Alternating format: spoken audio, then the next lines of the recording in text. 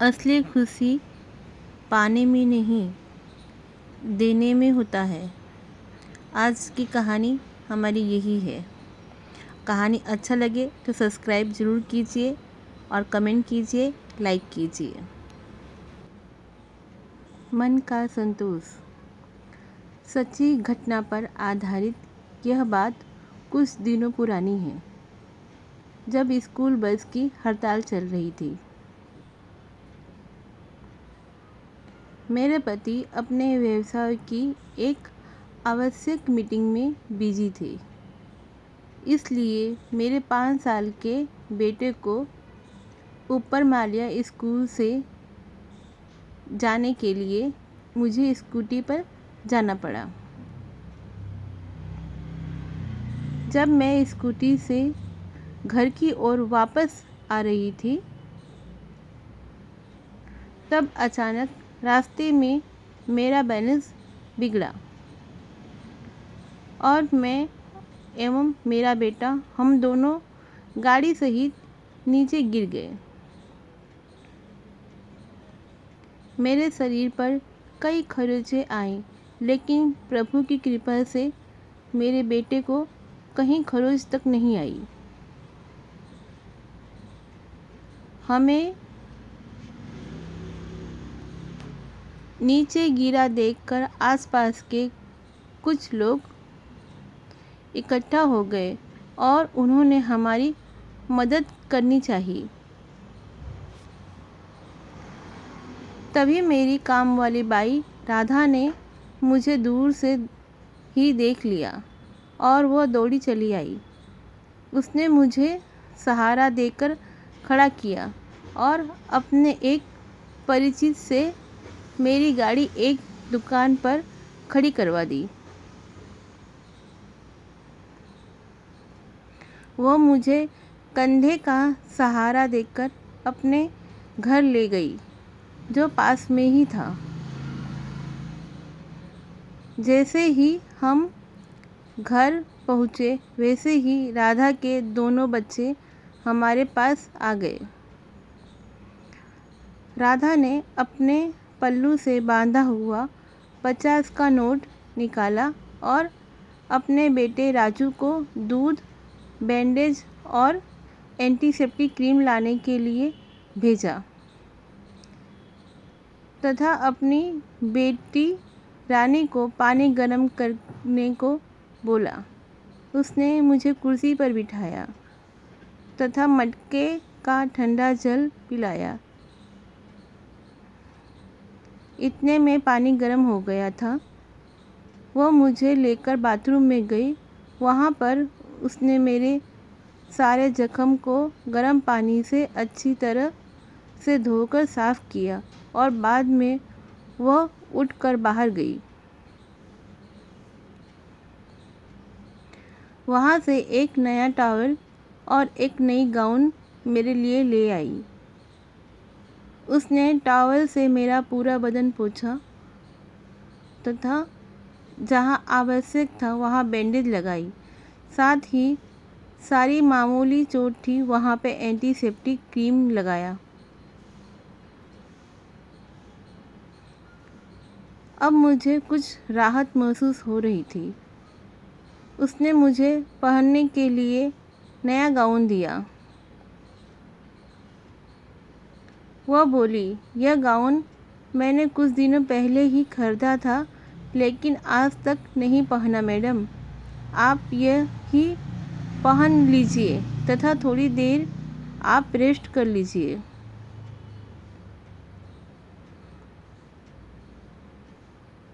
आपके कपड़े बहुत गंदे हो रहे हैं, हम इन्हें धोकर सुखा देंगे, फिर आप अपने कपड़े बदल लेना। मेरे पास कोई चांस नहीं था। मैं गाउन पहनकर बाथरूम से आ गई। उसने झटपट अलमारी में से एक नया चादर निकाल और पलंग पर बिछाकर बोली, आप थोड़ी देर यहीं आराम कीजिए। इतने में बिटिया ने दूध गरम कर दिया था। राधा ने दूध में 2 चम्मच हल्दी मिलाई और मुझे पीने को दे दिया और बड़े विश्वास से कहा, मैडम आप ये दूध पी लीजिए, आपके सारे जख्म भर जाएंगे।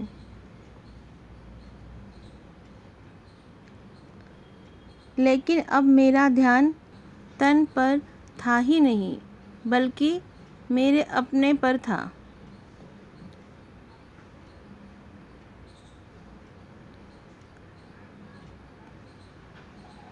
मेरे मन के सारे जख्म एक एक करके हरे हो रहे थे। मैं सोच रही थी, कहाँ मैं और कहाँ ये राधा। जिस राधा को मैं फटे पुराने कपड़े देती थी, उसने आज मुझे नया टॉवेल दिया, नया गाउन दिया और मेरे लिए नई बेडशीट लगाई। धन्य है ये राधा।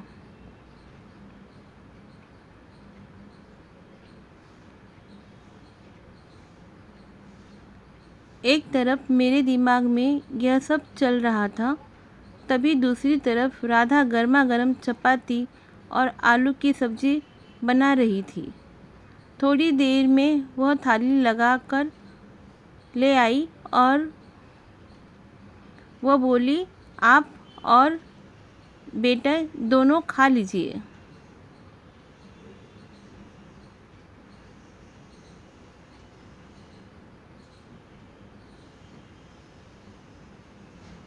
राधा को मालूम था कि मेरा बेटा आलू की सब्ज़ी ही पसंद करता है और उसे गरम गरम रोटी ही चाहिए। इसलिए उसने रानी से तैयार करवा दी थी। रानी बड़े प्यार से मेरे बेटे को आलू की सब्ज़ी और रोटी खिला रही थी और मैं इधर प्रायश्चित की आग में जल रही थी। सोच रही थी कि जब इसका बेटा राजू मेरे घर आता था, मैं उसे एक तरफ बिठा देती थी, उसको नफ़रत से देखती थी और इन लोगों के मन में हमारे प्रति कितना प्रेम है, यह सब सोच सोच कर मैं ज्ञानता से भरी जा रही थी। मेरा मन दुख और पश्चाताप से भर गया था। तभी मेरी नज़र राजू के पैर पर गई, जो लंगड़ा कर चल रहा था। मैंने राधा से पूछा, राधा इसके पैर को क्या हो गया, तुमने इलाज नहीं करवाया?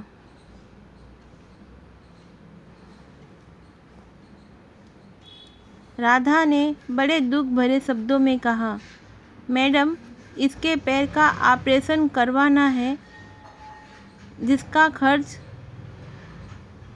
10,000 रुपये है।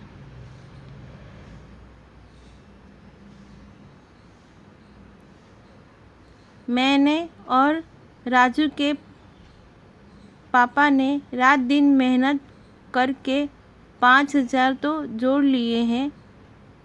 5,000 की और आवश्यकता है।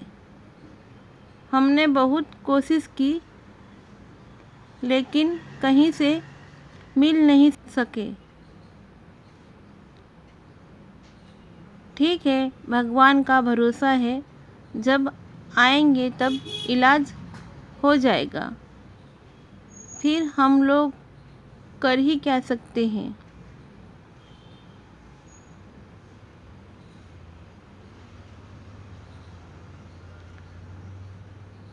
तभी मुझे ख्याल आया कि राधा ने एक बार मुझसे 5,000 अग्रिम मांगे थे और मैंने बहाना बनाकर मना कर दिया था।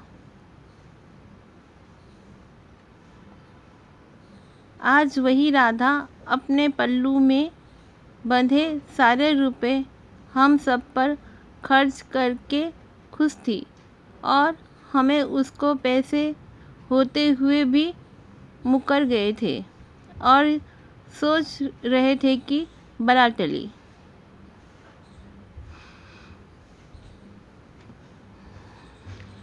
आज मुझे पता चला कि उस वक्त इन लोगों को पैसे की कितनी सख्त आवश्यकता थी।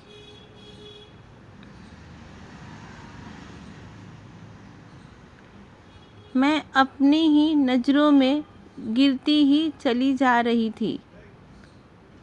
अब मुझे अपने शारीरिक जख्मों की चिंता बिल्कुल नहीं थी, बल्कि उन जख्मों की चिंता थी जो मेरी आत्मा को मैंने ही लगाए थे।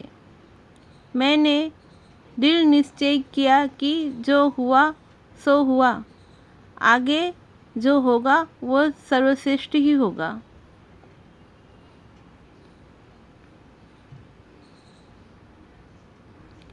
मैंने उसी वक्त राधा के घर में जिन जिन चीज़ों का अभाव था उन सब की एक लिस्ट अपने दिमाग में तैयार की। थोड़ी देर में ही लगभग ठीक हो गई। मैंने अपने कपड़े चेंज किए, लेकिन वह गाउन मैंने अपने पास ही रखा और राधा को बोला, यह गाउन अब तुम्हें कभी भी नहीं लौटाऊंगी। यह गाउन मेरी ज़िंदगी का सबसे अमूल्य तोहफ़ा है। राधा बोली, मैडम ये तो बहुत हल्की रेंज का है। राधा की बात का मेरे पास कोई जवाब नहीं था। मैं घर आ गई, लेकिन रात भर सो नहीं पाई।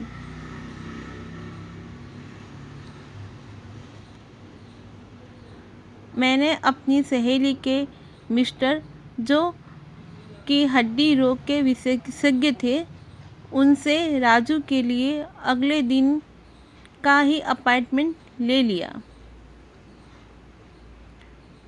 दूसरे दिन मेरी किटी पार्टी भी थी, लेकिन मैंने वो पार्टी कैंसिल कर दी और राधा की ज़रूरत का सामान खरीदा और वह सामान लेकर मैं राधा के घर पहुंच गई।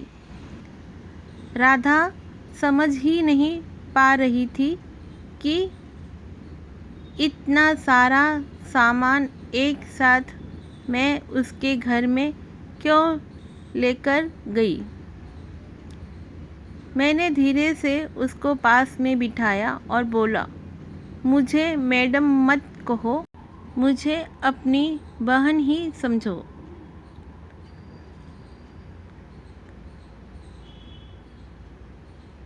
और कहा, हाँ, कल सुबह 7 बजे राजू को दिखाने चलना है।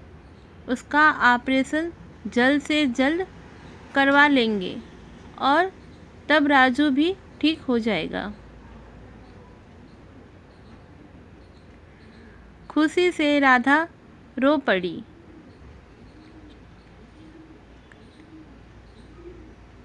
लेकिन यह भी कहती रही कि मैडम, यह सब आप क्यों कर रहे हो? हम बहुत छोटे लोग हैं, हमारे यहाँ तो यह सब चलता ही रहता है। वह मेरे पैरों में झुकने लगी। यह सब सुनकर और देखकर मेरा मन भी द्रवित हो उठा और मेरी आँखों से भी आंसू झरने फूट पड़े। मैंने उनको दोनों हाथों से ऊपर उठाया और गले लगा लिया। मैंने बोला, बहन, रोने की ज़रूरत नहीं है। अब इस घर की सारी जवाबदारी मेरी है। मैंने मन ही मन कहा, राधा, तुम क्या जानती हो कि मैं कितनी छोटी हूँ और तुम कितनी बड़ी हो। आज तुम लोगों के कारण मेरी आंखें खुल सकी। मेरे पास इतना सब कुछ होते हुए भी मैं भगवान से और अधिक की भीख मांगती रहती। मैंने कभी संतोष का अनुभव नहीं किया, लेकिन आज मैंने जाना कि असली खुशी पाने में नहीं, देने में है।